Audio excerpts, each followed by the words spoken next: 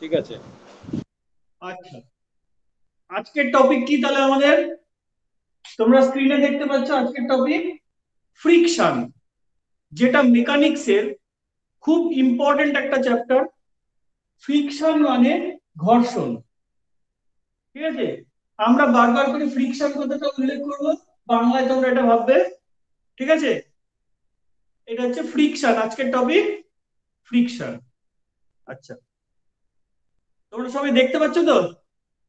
মেসেজে লেখো তাহলেই হবে। হ্যাঁ স্যার। আচ্ছা ঠিক আছে, এবার দেখো ফ্রিকশন কি জিনিস। তোমরা সবার মোটামুটি একটু ধারণা আছে ফ্রিকশন কি জিনিস। তোমরা বাড়িতে একটা চেয়ার, কাঠের চেয়ারকে যদি টেনে নিয়ে আসো, তাহলে তুমি যেদিকেই টানো না কেন, ধরো তুমি পূর্ব থেকে পশ্চিমের দিকে টানছো, পূর্ব থেকে পশ্চিমের দিকে টানছো, তখনও দেখবে যে তোমার একটা ফোর্স টানতে হচ্ছে, কেউ যেন পেছনে টেনে ধরছে। আবার তুমি যদি পশ্চিম থেকে পূর্ব দিকে টানো, এই দিক থেকে এই দিকে টানো, তাহলেও মনে হচ্ছে যেন কেউ পেছন থেকে টেনে ধরছে। তার মানে ফ্রিকশন কিন্তু আসলে একটা ফোর্স। ফ্রিকশন কিন্তু আসলে একটা ফোর্স, এটা তোমাকে প্রথম বুঝতে হবে। ফ্রিকশন ফ্রিকশন কিন্তু আসলে একটা ফোর্স। আচ্ছা, ফ্রিকশন এটা কিন্তু দু রকমের হয়। ফ্রিকশন দু রকমের হয়, একটা হচ্ছে স্ট্যাটিক ফ্রিকশন, আর 2 নম্বর হচ্ছে কাইনেটিক ফ্রিকশন। নোট করো খাতায়। ফ্রিকশন দু রকমের, একটা হচ্ছে স্ট্যাটিক ফ্রিকশন, একটা হচ্ছে কাইনেটিক ফ্রিকশন। আচ্ছা, কাইনেটিক ফ্রিকশনটা আবার দু রকমের হয়, একটা হচ্ছে স্লাইডিং ফ্রিকশন, আরেকটা হচ্ছে রোলিং ফ্রিকশন।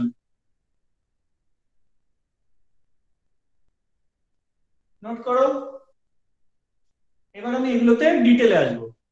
আচ্ছা, স্ট্যাটিক ফ্রিকশনের একটাই পার্ট আছে, এটার মধ্যে আমাদের আলোচনা আসবে, সেটাকে বলা হবে লিমিটিং ফ্রিকশন।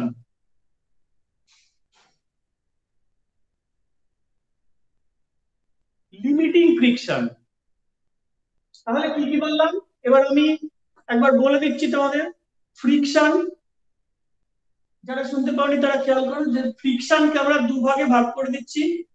একটা হচ্ছে স্ট্যাটিক ফ্রিকশন, একটা হচ্ছে কাইনেটিক ফ্রিকশন, এটাকে কেউ ডাইনামিক ফ্রিকশনও বলে, কোনো অসুবিধা নেই। স্ট্যাটিক ফ্রিকশনটা এইটার মধ্যেই একটা বিশেষ পার্টের নাম হচ্ছে লিমিটিং ফ্রিকশন। আর কাইনেটিক ফ্রিকশনটা আবার দুভাগে বিভক্ত, একটা হচ্ছে স্লাইডিং ফ্রিকশন, একটা হচ্ছে রোলিং ফ্রিকশন। এবার আমি এইগুলো সম্বন্ধে ধীরে ধীরে বলছি, তোমরা এবার শোনো, খুব খেয়াল করবে বিষয়গুলো। মনে করো একটা কাঠের চেয়ার, খুব সহজ এক্সাম্পলের মধ্যে কাঠের চেয়ার হয়, প্লাস্টিকের চেয়ার বলছি না কারণ সেটা খুবই হালকা হয়। কাঠের চেয়ার, সেটাকে তুমি ঠেলছো, প্রথমে তুমি দেখলে যে অল্প অল্প বল দিচ্ছ, অল্প অল্প বল দিচ্ছ। আমি ডায়াগ্রামে দেখাচ্ছি, আমি শুধু তোমাদের বলছি, বিষয়টা একটুখানি খেয়াল করো। সেটাকে তুমি অল্প অল্প বল প্রয়োগ করছো, দেখছো যে যাচ্ছে না, তাহলে কি করবে? তুমি একটু বেশি বল প্রয়োগ করবে এবারে, তখন সেটা যেতে শুরু করবে। তাহলে যতক্ষণ যাচ্ছিল না ততক্ষণ হচ্ছে ওটা স্ট্যাটিক ফ্রিকশনের আন্ডারে পড়লো। এবার যখন চলতে শুরু করলো তখন সেটা ডাইনামিক ফ্রিকশন বা কাইনেটিক ফ্রিকশনের আন্ডারে পড়লো। কিন্তু কাইনেটিক এর মধ্যে তো দুটো আছে, কোনটা? এটা হবে হচ্ছে স্লাইডিং, কারণ ওটার নিচে কোনো চাকা লাগানো নেই। ঠিক আছে, তাহলে চাকা যদি লাগানো থাকে তাহলে সেটা চলে যাবে রোলিং ফ্রিকশনের মধ্যে। আচ্ছা, এবার আমাকে একটা জিনিস আমি যদি সিকোয়েন্স সাজাই, অর্থাৎ ক্রম অনুসারে সাজাই, তাহলে সব থেকে বেশি দেখো স্ট্যাটিক ফ্রিকশনে লাগে। স্ট্যাটিক ফ্রিকশন সব থেকে বেশি, আমি একটা গ্রাফে দেখাবো পরে। স্যার তারপরে তার থেকে স্যার একটু কম, বলো। স্যার, স্যার বলছি কাইনেটিক ফ্রিকশন যেটা বোঝালেন ওটা একবার বোঝান না স্যার, একটু মানে একটু একটু বুঝতে কম পারছিলাম। কোন জায়গাটা বুঝতে পারছিলে না বলো, ফ্রিলি বলো, কোনো চিন্তা নেই, ভয় নেই, বলো। না স্যার, মানে আরেকবার কাইনেটিক ফ্রিকশনটা একবার মানে একটু ভেঙে ভেঙে বললেন না, মানে ওইটা একটু বলেন, বলুন বলুন। আচ্ছা, ওইটা আরেকবার বলবো, তাই তো? হ্যাঁ স্যার। চেয়ারটা যখন তুমি ঠেলছো, প্রথম অবস্থায় অল্প অল্প বল দিয়ে ঠেললে, দেখলে যে যাচ্ছে না। এবার তুমি একটু বেশি বল প্রয়োগ করবে ওর উপরে, তখন দেখবে যে ওটা চলতে শুরু করেছে। তুমি ধাক্কা মারছো আর ওটা চলছে, অথবা টানছো সেটা চলছে। এই যে চলতে শুরু করলো, এই যে চেয়ারের তলায় কোনো চাকা তো লাগানো নেই, অর্থাৎ একটা সার্ফেসের উপর দিয়ে একটা সার্ফেস কিন্তু এইভাবে যাচ্ছে। হ্যাঁ। এটাকে বলা হচ্ছে স্লাইডিং ফ্রিকশন। এটাকে বলা হচ্ছে স্লাইডিং ফ্রিকশন। এবার যদি চেয়ারের তলায় চাকা লাগানো থাকতো, তাহলে তোমার প্রথমে অল্প যে বলটা দিচ্ছিলাম, সেই বলটা দিলেই কি হচ্ছে, দেখবে যে চেয়ারটা এগোতে শুরু করে দিচ্ছে। তাহলে সব থেকে বেশি ফ্রিকশনাল ফোর্স হচ্ছে স্ট্যাটিক ফ্রিকশনের ক্ষেত্রে আমরা পেয়ে থাকি। তার থেকে একটু কম হচ্ছে স্লাইডিং ফ্রিকশন, তার থেকে আরেকটু কম হচ্ছে রোলিং ফ্রিকশন। এই সিকোয়েন্সটা, ক্রমটা কিন্তু পরীক্ষাতে আসে যে কোন ফ্রিকশনের মান সব থেকে বেশি। তখন আসবে স্ট্যাটিক ফ্রিকশন সব থেকে বেশি যদি বলে, সব থেকে কম যদি বলে তাহলে রোলিং ফ্রিকশন, আর যদি মাঝারি বলে তাহলে স্লাইডিং ফ্রিকশন। দেখো, হ্যাঁ স্যার, এবার বুঝতে পেরেছি। রেলের চাকা, এটা কিন্তু আমরা ফ্লাইট রোলিং ফ্রিকশন দিয়ে চালাচ্ছি। ঠিক আছে? তার কারণ কি, যে এখানে যদি অনেক বেশি ফ্রিকশন হতো তাহলে অত লোড নিয়ে এটা চলতে পারতো না। সেই জন্য রোলিং ফ্রিকশন, অর্থাৎ চাকার মাধ্যমে এটা চলছে। আমাদের যে সমস্ত গাড়ি চালাচ্ছি আমরা, যেগুলো সাইকেল হোক, গাড়ি হোক, যাই হোক, সেগুলো কিন্তু সব রোলিং ফ্রিকশনের মধ্যে চলছে। ঠিক আছে? স্লাইডিং ফ্রিকশন কোনটা? স্লাইডিং ফ্রিকশন তুমি যখন ঘরে মেঝের উপরে একটা কিছু ঠেলে নিয়ে যাচ্ছ বা টেনে নিয়ে যাচ্ছ। ঠিক আছে, ধরো একটা জলের বালতি তুমি টেনে নিয়ে আসছো, উঁচু করতে পারছো না, তুমি টেনে টেনে নিয়ে আসছো। তাহলে ওই অবস্থায় কোনো চাকা লাগানো নেই, অথচ তাদের মধ্যে একটা মোশন রয়েছে। তাহলে ওটা হলো স্লাইডিং ফ্রিকশন। আচ্ছা, তাহলে স্ট্যাটিক ফ্রিকশন। এবার এবার আমি এটা বুঝে নিচ্ছি, লিমিটিংটা পরে বলছি, তার আগে একটা টপিক আমাকে বোঝাতে হবে। সেই টপিকটা বুঝে নিচ্ছি, তোমার টপিকটা হেডিংটা করো, সেটা হচ্ছে রিয়াকশন।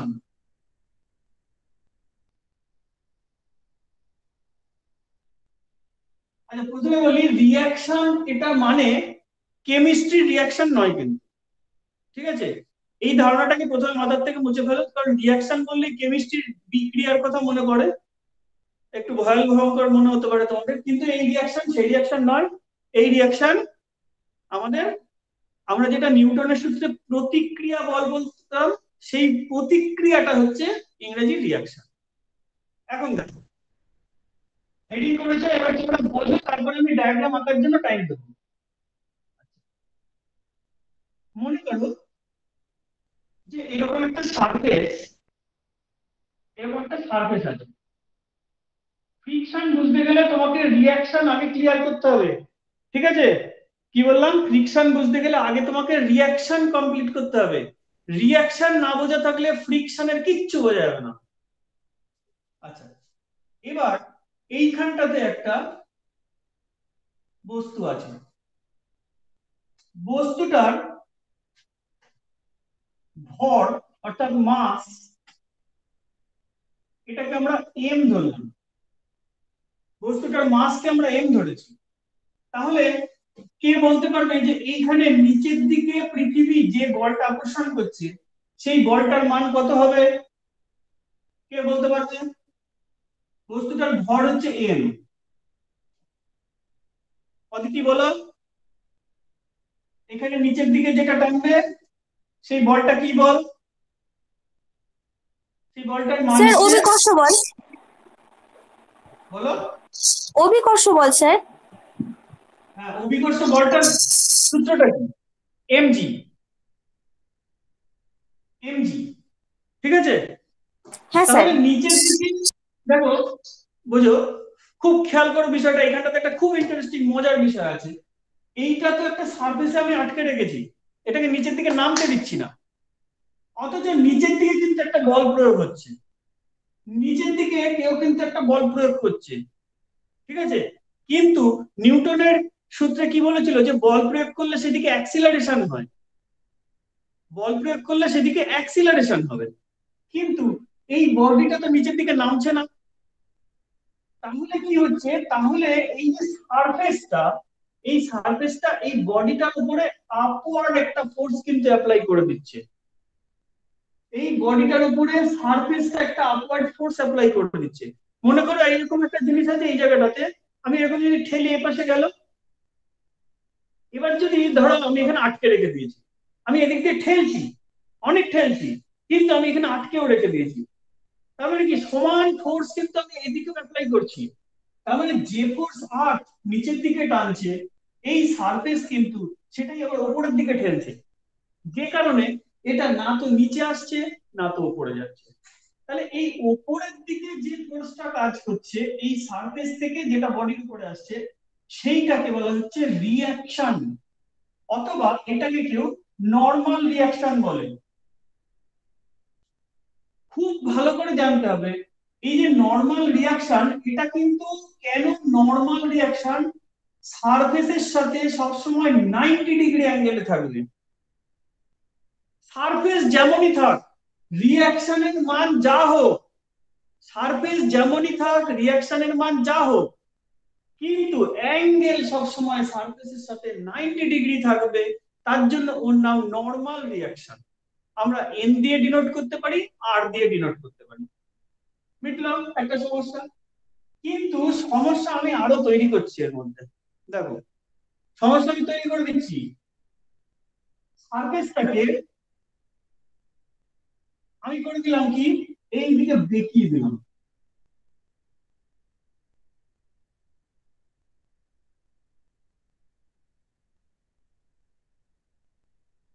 থিটা অ্যাঙ্গেল আমি বেঁকিয়ে দিলাম সারফেসটাকে, ঠিক আছে। আচ্ছা আমি একটু নিচে আঁকি, নাহলে স্ক্রিনে দেখা যাচ্ছে না,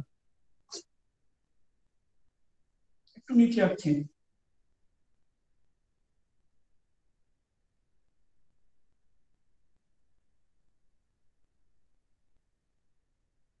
এটা থিটা, এখন ওই বডিটা এই অবস্থা হয়েছে,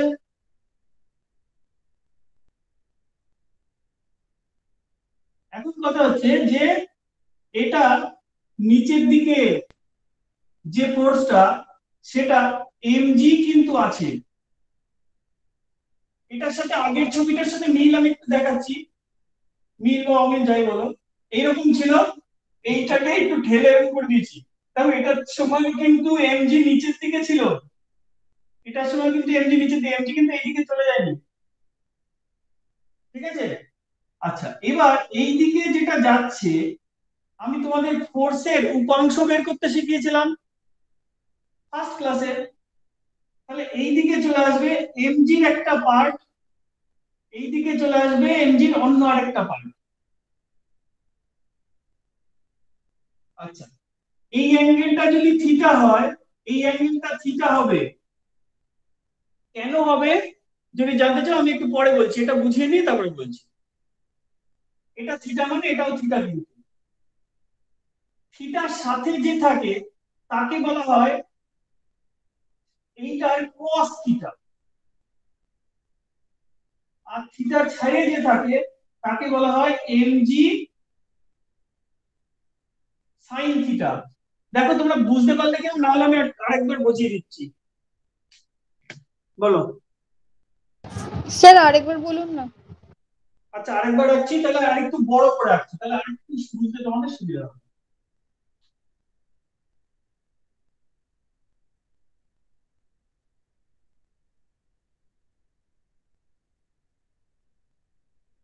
এটা থিটা, ঠিক আছে। আচ্ছা এইখানটাতে আছে বডিটা, বডিটা অর্থাৎ একটা ইটের টুকরো ভাবো এখানটাতে আছে, কিন্তু ইটের টুকরোটা কিন্তু সরিয়ে আসছে না, এদিকে আসছে না, এখন এখন চুপচাপ দাঁড়িয়ে আছে, অর্থাৎ স্ট্যাটিক ফ্রিকশনের আন্ডারে আমরা আলোচনা করছি এই অবস্থায়। দেখো অভিকর্ষজ বল সবসময় কিন্তু নিচের দিকেই কাজ করে, অন্য কোনো অ্যাঙ্গেলে কিন্তু অভিকর্ষজ বল কাজ করে না। ঠিক আছে, অর্থাৎ তুমি যেখানে দাঁড়িয়ে আছো সেই অবস্থাতে নিচের দিকে টানছে তোমাকে। তুমি উত্তর মেরুতে গেলেও, পৃথিবীর উত্তর মেরুতে গেলেও নিচের দিকে, আবার যদি দক্ষিণ মেরুতে চলে যাও তখনও কিন্তু নিচের দিকে, তুমি টানটা ফিল করবে মাথার থেকে পায়ের দিকে। ঠিক আছে, আচ্ছা, তাহলে এই ফোর্সটা এখন দুটো পার্ট হয়ে যাবে। এই ফোর্সটার নাম হচ্ছে এমজি ছিল, এটা থিটা হলে এটা থিটা হয়ে যায়, এটা থিটা হলে এটা থিটা কি করে হয় আমি পরে ডায়াগ্রামটাতে বোঝাচ্ছি, এটা মুছে দিয়ে পরে বোঝাচ্ছি। এটা হয়ে যায় এমজি কস থিটা, আর এটা হয়ে যায় এমজি সাইন থিটা। এই যে কস থিটা বা সাইন থিটা যেটা হয়, এটা কেন হয়, এটা কিন্তু আমরা ফার্স্ট ক্লাসে বুঝিয়েছিলাম। ভেক্টরের উপাংশ, কোন একটা ভেক্টর তার যদি একদম মানে হরাইজন্টাল বা ভার্টিক্যাল যে কোনো ডাইরেকশনে না কাজ করে, যদি অ্যাঙ্গেলে কাজ করে, তাহলে তার দুটো উপাংশ হয়ে যায়। একটা যেটার সঙ্গে থিটা থাকে সেটা হয়ে যায় কস, আর যেটার সঙ্গে থাকে না সেটা হয়ে যায় সাইন। আর এই নামটা যদি এফ হয় তাহলে সামনে একটা করে সেটা বসে যায়। দেখো এখানে নামটা ছিল এমজি, এখানে নামটা ছিল এমজি, এই যে সামনে বসেছে এমজি, নামটা ছিল এমজি, এই যে সামনে বসেছে এমজি। অ্যাঙ্গেলের সাথে যে cos থিটা, অ্যাঙ্গেল ছাড়া যে sin থিটা। এবার যে বলছিল যে বুঝতে পারোনি, এবার কি তোমার কাছে ক্লিয়ার হয়েছে বিষয়টা? হ্যাঁ স্যার। আচ্ছা, তুমি আরেকবার হ্যাঁ স্যার, সত্যি বুঝতে করে পেরেছি। বলো যে সত্যি তুমি বুঝতে পেরেছো তো, না না বুঝলে কিন্তু আবার বলবো, কোনো অসুবিধা নেই, বলো বলো বলো তাড়াতাড়ি বলো।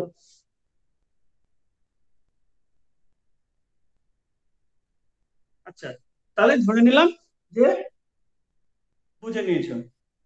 আচ্ছা, স্যার, হ্যাঁ স্যার, বলো বলো। স্যার সোমরাজ দা বলছে আরেকবার বলতে। আচ্ছা, আরেকবার বলতে বলছে, দেখো বলটা এই দিয়ে কাজ করছে, বলটা এই দিয়ে কাজ করছে, এই এমজিটা নিচের দিয়ে কাজ করছে। আমার কিন্তু এটা সারফেসটা অ্যাঙ্গেল হয়ে আছে, তাহলে এই দিকে একটা বলের উপাংশ আসবে আর এই দিকে একটা বলের উপাংশ আসবে। এটা যদি এক্স হয়, এটা থিটা আছে, তাহলে এটা হবে এক্স কস থিটা, আর এটা হবে এক্স সাইন থিটা। এখন এই এক্স এর ভ্যালুটা আমাদের এই ছবিতে হচ্ছে এমজি, তাহলে এখানে এমজি এখানে এমজি এখানে এমজি, দেখতে একদম হলো, এটা কিছুই থাকবে না বিষয়টা। এটা দেখো শুধু এমজির সাথে একটা cos থিটা বসিয়েছি, এখানে এমজির সাথে একটা sin থিটা বসিয়েছি। এবার এখন তাহলে রিঅ্যাকশনটা কোথায় হবে? আমি তো বলেছি রিঅ্যাকশন মানে নরমাল রিঅ্যাকশন, তাহলে সারফেসের সাথে এই দিকে উঠবে, এটা রিঅ্যাকশন। এখন রিঅ্যাকশনের মান হয়ে গেছে দেখো এমজি cos থিটা, আগে শুধু এমজি ছিল, তাহলে স্যার রিঅ্যাকশন মানে বলো। স্যার স্যার বলো, বলছি কি করে বুঝবো যে কোনটা সাইন থিটা হবে কোনটা কস থিটা হবে? আচ্ছা এইটার জন্য তোমার ক্লাস 1 যেটা আছে, আমি যেটা মেকানিক্স এর ক্লাস 1 করিয়েছিলাম, আমাদের ভিডিওতে দেওয়া আছে, ওটা একটু দেখবে তাহলে ক্লিয়ার হয়ে যাবে। এটা আমি তবু একবার জিজ্ঞাসা করতে আমি বলে দিচ্ছি, যেটার সাথে অ্যাঙ্গেল থাকে সেখানে কস হয়, যেটা অ্যাঙ্গেল ছাড়া থাকে সেটা সাইন হয়। শুধু এইটুকুনি কথা এখন মাথায় রাখো, রেখে ওই ভিডিওটা একটু দেখে নিন। ঠিক আছে, ভিডিও দেওয়া আছে, আমাদের যে লিঙ্ক আছে ভোকেশনালে, সেই লিঙ্কে তুমি দেখবে পেয়ে যাবে এটা। ঠিক আছে, আচ্ছা, তাও যদি অসুবিধা হয় আমি পরে কি বলবো। তাহলে ঠিক আছে রিঅ্যাকশনের স্যার। মান এখন কি এমজি cos থিটা হয়ে গেল, আগে কি ছিল এমজি ছিল। সুতরাং রিঅ্যাকশন মানে যে একটা বস্তুর ভর এমজি তা নয়, কি ভার এমজি তা নয় কিন্তু, ঠিক আছে, পাল্টে যেতে পারে। আচ্ছা, এবার দেখা, এবার এই বস্তুটা নিচের দিকে নামাতে চাইছে, এই বস্তুটাকে নিচের দিকে নামাতে চাইছে এই ফোর্স, ফোর্সটা এই বস্তুটাকে নিচের দিকে নামাতে চাইছে, কিন্তু নামছে না। কেন নামছে না? কারণ এই পেছনের দিকে একটা ফোর্স বসে আছে, পেছনের দিকে একটা ফোর্স বসে আছে। কি force? That is frictional force. না হলে এটা মনে করো একটা জিনিস যদি খুব স্মুথ তেল তেলা হয় তাহলে ফ্রিকশন কম, তখন দেখবে এটা স্লাইড করে নামছে। আবার এটা স্মুথনেসটা কম, তখন এটা আটকে আছে। তাহলে পেছনে কিন্তু টানছে, সেই হচ্ছে ফ্রিকশন। এই ফ্রিকশন আর এই দুটো ফোর্স, এদিকে একদিকে হচ্ছে আরেকদিকে হচ্ছে mg sin থিটা। এই দুটোর মধ্যে আমরা কম্পেয়ার করি, এই দুটোর মধ্যে আমরা কি করব? তুলনা করব। কি তুলনা? দেখো, প্রথম কথা হচ্ছে যে এই দুটো কি সমান সমান, না একজন বড় একজন ছোট, না উল্টো, কোনটা? আচ্ছা দেখো, আমি বলি ভালো করে শুনো, বুঝতে পারবে। এদিকে ফ্রিকশনাল ফোর্স এদিকে কাজ করছে, এম সাইন থিটা এদিকে কাজ করছে। বস্তুর কি মুভমেন্ট হচ্ছে? এই অবস্থায় হচ্ছে না। এখন কিন্তু বস্তুর কোনো মুভমেন্ট হচ্ছে না। তাহলে এই অবস্থায় যখন দাঁড়িয়ে আছে অর্থাৎ স্ট্যাটিক ফ্রিকশনের সময়, তখন কিন্তু mg sin থিটা f এর বরাবর। mg sin থিটা তখন f এর সঙ্গে সমান। আর এটা, আচ্ছা ওটা এটা বলে নিলাম। এবার যদি নিচের দিকে নামে, যখন যখন নিচের দিকে নামতে থাকবে, যখন নিচের দিকে নামতে থাকবে, স্লাইডিং করছে আস্তে আস্তে নিচের দিকে নামছে, তখন mg sin থিটা কিন্তু বড় হয়ে গেছে f এর থেকে। সুতরাং এখানেও একটা ভুল কনসেপ্ট যেন না হয় যে mg sin থিটা সবসময় f এর বরাবর, তা নয় কিন্তু।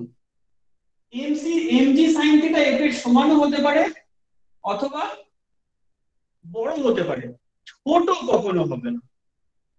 ছোট কেন হবে না? শোনো, যদি এটা ছোট এটা বড়, সেক্ষেত্রে কি হবে? তাহলে এইদিকে ঢাল অথচ বডির উপর দিকে উঠে যাচ্ছে, এরকম ভৌতিক ঘটনা তো আর ঘটবে না, ঠিক আছে? তাহলে mg sin থিটা এই কখন সমান?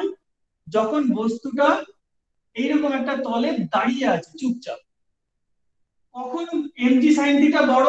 যখন এটা ঢাল বরাবর নেমে আসছে, ঠিক আছে? আচ্ছা, আর এই যে আরটা, এই আর কিন্তু সব সময় mg cos থিটার সমান। আর কিন্তু সব সময় mg cos থিটার সমান, এটা কিন্তু পাল্টাচ্ছে না। ক্লিয়ার হয়েছে? এটাকে আমরা কখনোই পাল্টাবো না। mg sin থিটা যখন স্ট্যাটিক তখন এটা, আর যখন ইন মোশন অর্থাৎ যখন এটা নিচের দিকে নামছে, তখন এটা বড় এটা ছোট। পরিষ্কার? তাহলে আমরা এইগুলোর থেকে রিঅ্যাকশন সম্বন্ধে একটা আইডিয়া পেলাম, ফোর্স কোন দিকে কোনটা কাজ করছে এটা সম্বন্ধে একটা আইডিয়া পেলাম। আচ্ছা, আমি এটাতে আবার আসবো, কিন্তু আমার অন্য একটা কাজ করাবো, সেটা বুঝে নিলাম। তোমরা সবাই খাতায় টুকে নাও, আস্তে আস্তে বুঝে যাবে, স্টাডি করলে বুঝে যাবে।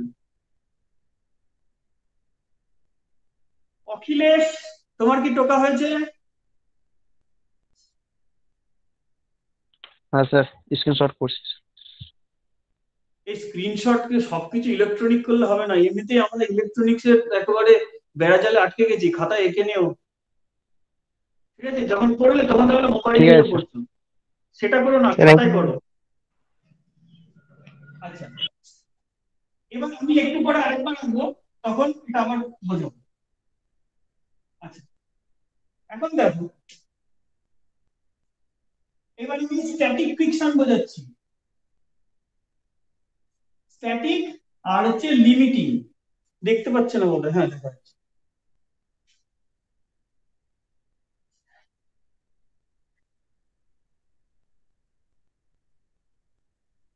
তাহলে এখন এই দুটোকে আমি বলবো, স্ট্যাটিক ফ্রিকশন আর লিমিটিং ফ্রিকশন।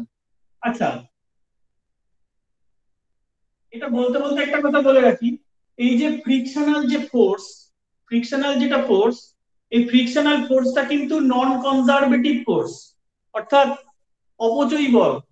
ঠিক আছে, সংরক্ষী বল নয়। সংরক্ষী বল নয় মানে, এটা তোমরা খাতায় শুধু লিখে রাখো, এটা তোমাদের পরীক্ষায় আসে, কোশ্চেনটা আমার মনে পড়লো তাই বললাম। ফ্রিকশনাল ফোর্স নন কনজারভেটিভ ফোর্স। ঠিক আছে, এটা হচ্ছে, আমি বানানটা লিখে দিচ্ছি, নন কনজারভেটিভ।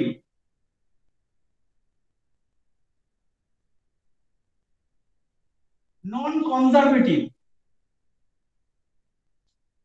ঠিক আছে, নন কনজারভেটিভ ফোর্স, ফ্রিকশনাল ফোর্স।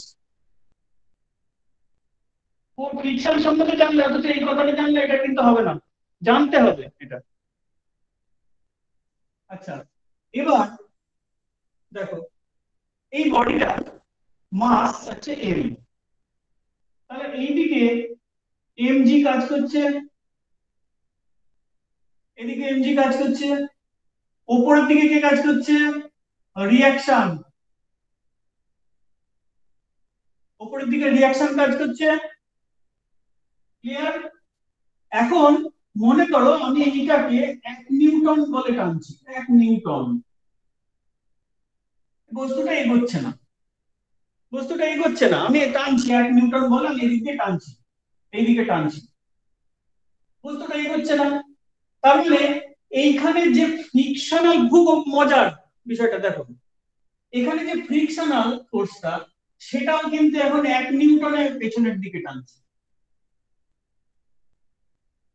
এইবার আমি যদি এটাকে 5 নিউটন করলাম, তখন এটা চলছে না, তাহলে এটাও 5 নিউটন, তখনও চললো না।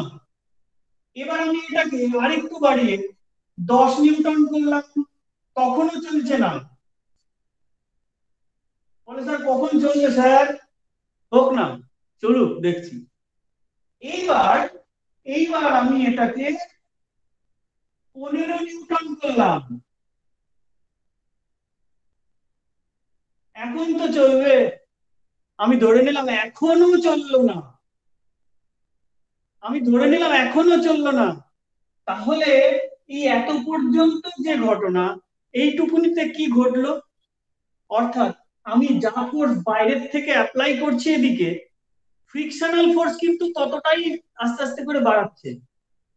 অর্থাৎ স্ট্যাটিক ফ্রিকশনের আন্ডারে যতক্ষণ দাঁড়িয়ে আছে ততক্ষণ স্ট্যাটিক ফ্রিকশন, তার আন্ডারে ফ্রিকশনাল ফোর্স, এটা এটা কিন্তু অটো অ্যাডজাস্টেবল, অর্থাৎ অটোমেটিক অ্যাডজাস্ট হয়ে যাচ্ছে।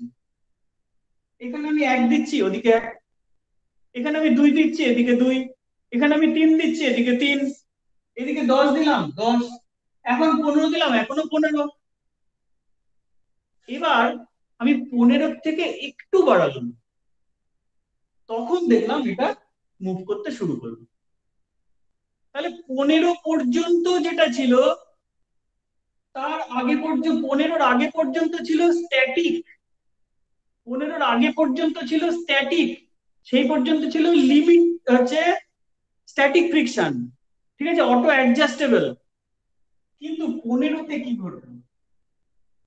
15-তে কি ঘটলো? সেইটা হলো লিমিটিং ফ্রিকশন, অর্থাৎ 15 অব্দি ম্যাক্সিমাম এ সহ্য করতে পারবে। ক্লিয়ার? মানে 15টা আমি একটা এক্সাম্পল, এটা হচ্ছে কিভাবে ডিপেন্ড করে সেটা আমি পরে বলছি। আচ্ছা, এবার এই যে 15, এদিকেও 15, আমি এখন 15 বাদ দিয়ে আমি এফএস নাম দিলাম, ফ্রিকশনাল ফোর্সটাকে এফএস নাম দিলাম। এটা কিন্তু এখন আর স্ট্যাটিক নেই, এখন কিন্তু 15 জাস্ট দিয়েছি, মানে এবার এক চুল বাড়ালেই এটা কিন্তু মুভ করবে। এখন 15-র পরে এক চুল বাড়ালেই এটা মুভ করবে, তাহলে 15টা কিন্তু লিমিটিং ফ্রিকশন এই এক্সাম্পলে। কিন্তু আমি নর্মালি যদি করি, তাহলে লিমিটিং ফ্রিকশন সেটা হচ্ছে এইটা, এস লিখছি, কিন্তু এটা কিন্তু আসলে লিমিটিং ফ্রিকশন।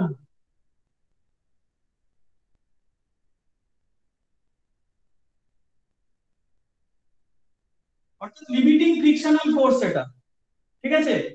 এটা সূত্র বলছে এটা ডাইরেক্টলি প্রপোর্শনাল টু দা এই রিঅ্যাকশন, অর্থাৎ এদিকে ফোর্স এদিকে রিঅ্যাকশন, কিন্তু এটা তার সাথেই প্রপোর্শনাল।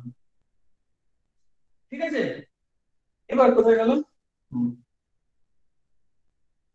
এবার এই প্রপোর্শনাল চিহ্নটা তুলতে গেলে F S is equal two দিতে হলে আমাকে মিউ এস দিতে হবে ইনটু আর। ঠিক আছে, তাহলে এইটা হচ্ছে কোএফিসিয়েন্ট অফ স্ট্যাটিক ফ্রিকশন। এটা হচ্ছে কোএফিসিয়েন্ট অফ স্ট্যাটিক ফ্রিকশন। এটা কি, এই ফোর্সটা কি? Limiting friction. এই স্ট্যাটিক লিমিটিং, এটা কিন্তু এটা স্ট্যাটিক এর সেই লিমিটিং এ কাজ করবে। তাহলে লিমিটের নিচে কি? শুধু যদি স্ট্যাটিক হয় এটা, তাহলে কি এই ফর্মুলাটা ভ্যালিড? এই ফর্মুলাটা কিন্তু তখন কাজ করে না। অর্থাৎ বইতে যে স্ট্যাটিক ফ্রিকশনের যে সূত্র, এটা এটা কিন্তু আসলে স্ট্যাটিক ফ্রিকশনের সূত্র নয়, এটা কিন্তু আসলে লিমিটিং ফ্রিকশনের সূত্র, যেটা স্ট্যাটিকের একটা পার্ট, শেষ পার্ট। এই সূত্রটা শুধুমাত্র এই স্ট্যাটিকের লিমিটে গিয়ে কাজ করে, তার আগে আর কাজ করে না। তার আগে তো অটোমেটিক ওটা। বোঝা গেছে? আমার এই কথাগুলো তোমরা আবার দেখতে পাবে, তোমাদের ভিডিওতে চলে আসবে। কথাগুলো প্রথম অবস্থায় একটু ভারী ভারী লাগতে পারে তোমাদের, ঠিক আছে, কিন্তু বারবার করে ভিডিওটা দেখলে তোমরা ক্লিয়ার পেয়ে যাবে এটা। আচ্ছা, তাহলে এটা কিন্তু ফর্মুলা কিসের? লিমিটিং ফ্রিকশনের।